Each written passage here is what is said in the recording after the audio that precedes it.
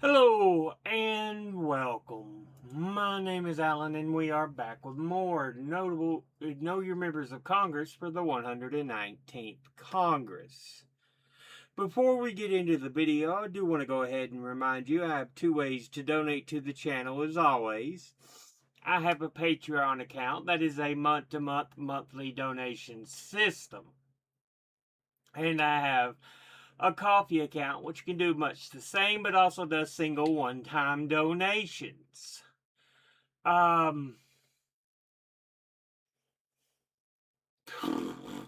have both accounts listed in the description box below the video as always.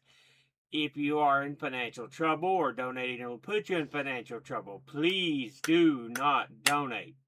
I'd rather you take care of what you need to take care of. It's hard enough for everybody out there with the morons in charge.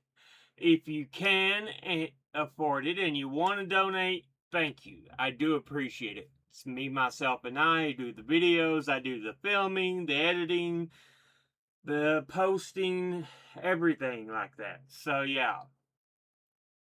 And as a personal choice, I don't do commercials, so I don't get money from that. And I'm not getting paid on any of the social media websites. So, yes, I give you unfiltered, unsullied view of things. It's not sold out to anybody. And I don't want to sell it out. I want it clear and straightforward as fucking possible. With that said, let's jump back into the video. Today we are looking at Representative Marcy Kaptur, who is the representative for the 9th District of Ohio, which is the northwest most district, just kind of laying it on the top. I think it's even set up to kind of skip cities like Toledo and stuff. I think they're trying to basically keep cities away from Democrats because they know that's where the majority of people who vote are, and the cities tend to vote more often than not Democrat. So they know if they split Democratic power, then, it's going to be more in Republicans' favor if they can eat at that kind of power. Examples can be seen in other states, such as the way as Nashville and Memphis have been done in Tennessee, especially Nashville. And they're supposed to be wanting to do it to Memphis to drive the last Democrat out of that state down there. So, yeah.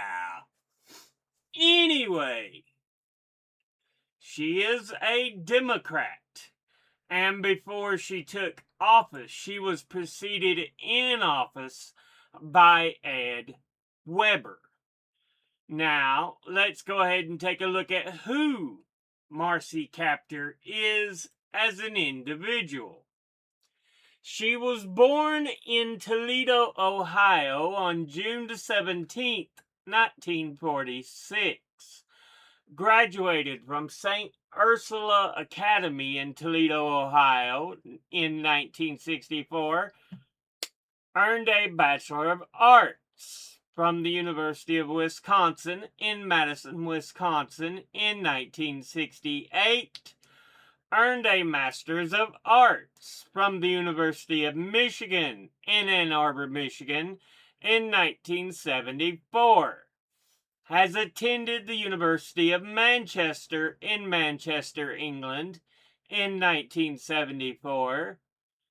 Did postgraduate studies at MIT, the Massachusetts Institute of Technology in Cambridge, Massachusetts in 1981.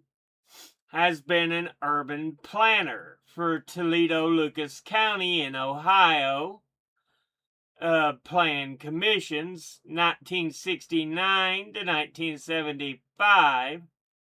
Director of Planning for the National Center for Urban Ethnic Affairs, 1975 to 1977. Assistant Director for Urban Affairs, Domestic Policy Staff for the Executive Office of the President, 1977 to 1979, before being elected as a Democrat to the 98th and to the 21 following Congresses. So she's in her 22nd term, which means at the end of it, she'll have served 44 years in office. At that point, you need someone to follow up your position. You've been in office long enough. Way long enough. Now let's go ahead and look at the committees she is on. She is on the Committee on Appropriations, of which she's on the Subcommittee on Agriculture, Rural Development, Food and Drug Administration, and related agencies, the Subcommittee on Defense, and the Subcommittee on Energy and Water Development and related agencies.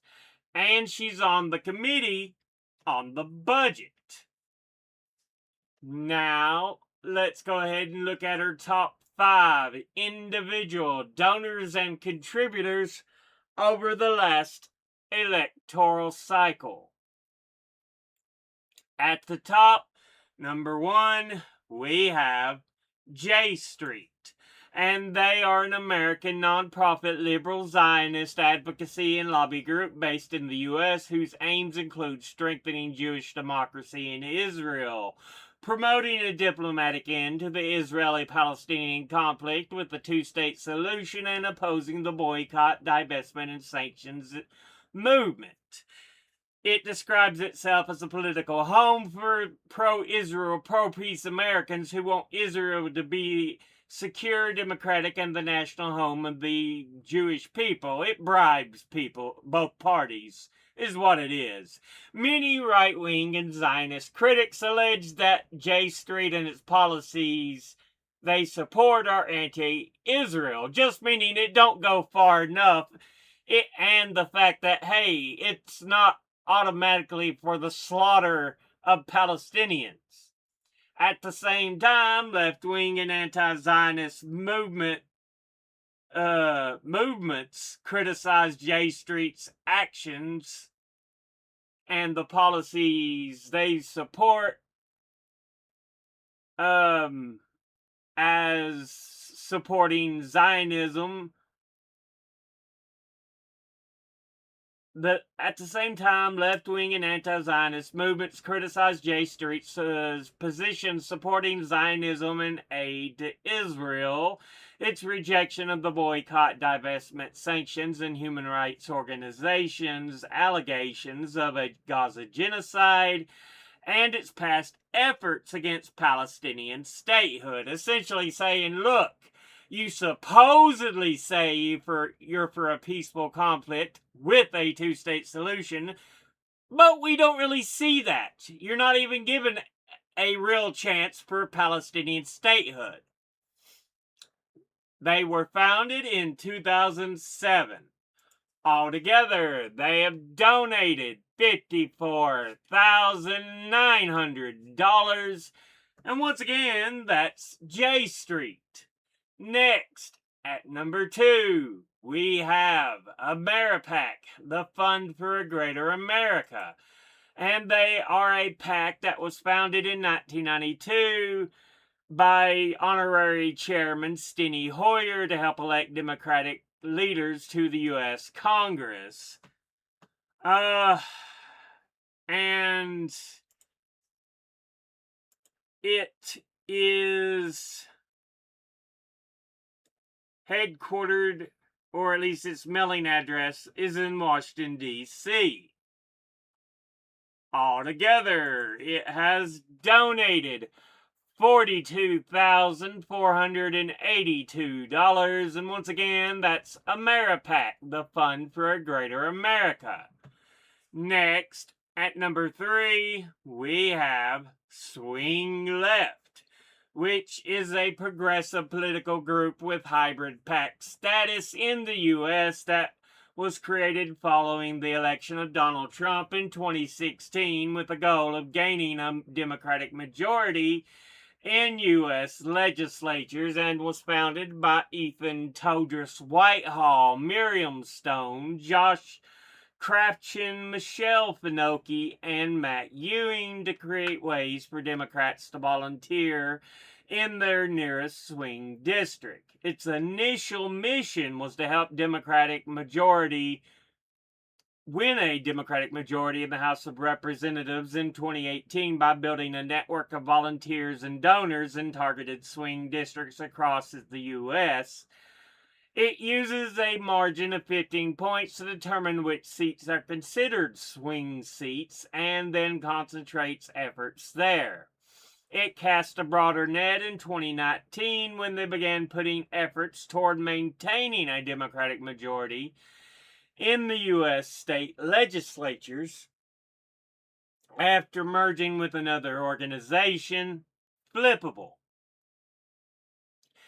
It focuses on training volunteers to register voters, phone bank, fundraise, and engage in door-to-door campaigning for Democratic candidates. Altogether, it has donated $28,606, and once again, that's Swing Left. Next, at number 4, we have RMS Investment Group. And this says they are a family office and real estate firm that does business in Ohio and Illinois in the United States. And they are a family office investment firm founded in 1980 and headquartered in Shaker Heights, Ohio, that operates in the financial services and real estate sectors, providing a broad range of services including investment management, wealth management, tax planning, and philanthropic advisory. Bloomberg says pretty much the same. It doesn't tell anything new. Altogether, they have donated $28,400. And once again, that's RMS Investment Group. Finally, in 5th, we have Fair Shot Pack. And they are sponsored by Catherine Clark of Massachusetts, with its mailing address in Washington, D.C. But altogether, it works on trying to get Democrats into the House of Representatives and to try to flip shots to take back a Democratic majority. Altogether, it has donated $28,200. And once again, that's Fair Shot Pack. Now, let's go ahead and look at the top 5 industry donors and contributors over the last election cycle. At the top, number 1 is Democratic Liberal Organizations, who altogether have donated $557,211. Next at number 2 is Democratic Leadership PACs, who altogether have donated $370,409. Next at number 3 is Retired, who altogether have donated $195,369. Next at number 4 is attorneys and law firms, who altogether have donated $144,873. And in fifth is private equity and investment firms, who altogether have donated $105,377. Now let's go ahead and look at all the donors at a glance. Individually. J Street, boo, suck. Ameripac, boo, suck. Swing left, even though it's progressive, I don't care. I'm not a huge fan of PACs unless they really stand for something besides just trying to put a certain party in power. So, boo, suck. RMS Investment Group, boo, suck. And Fair Shot PAC, boo, suck. Not a good start at all. Let's go ahead and look at the industries at a glance. Democratic liberal groups, boo, suck. Democratic leadership PACs, boo, suck. Retire, great, absolutely fucking wonderful. Attorneys and law firms, ooh. Like I pointed out before, not a big fan of them, but they do serve a purpose. Which is the only reason that they get ooh instead of a boo suck. And private equity and investment firms, boo suck. Yeah, altogether, your donors suck ass balls. They really do. Worst of the worst. You have got to do better. Perhaps it's just another way of showing why you should go as a representative. Seriously. As we pointed out, 22nd term? Yeah. You're born in 1946. Look, I've got nothing against age. I think you can be 90-something as long as you are cognitively able and fit to perform the job. Unlike some fucks who have been in office and unable to properly perform the job. Like Joe Biden, like Donald Trump, like Dianne Feinstein, like fucking John Fetterman. You know, people who should have been gone well long ago. Members of the staff should have raised their hand and say, look, he or she is not fit. But if you are cognitively able, by all means serve, because we are a nation of all kinds of different people, which include the elderly. But you shouldn't just hold office because you've always held office. That's bullshit and needs to stop. You can look at Gerald Connolly as an example of getting positions he wasn't necessarily the proper person to hold, but because it was his turn, he was given it, and then shortly died in office. Again,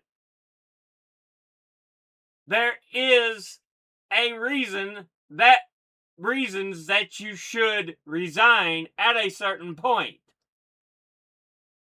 But as long as you're cognitive, as long as you're able to fucking think and react, that's fine. Anyway, this has been a look at Representative Marcy Kaptur, who is the representative for the 9th District of Ohio. As always, Educate thyself. I don't know why this keeps saying, hey, we're going to record, even though I don't tell it to do so.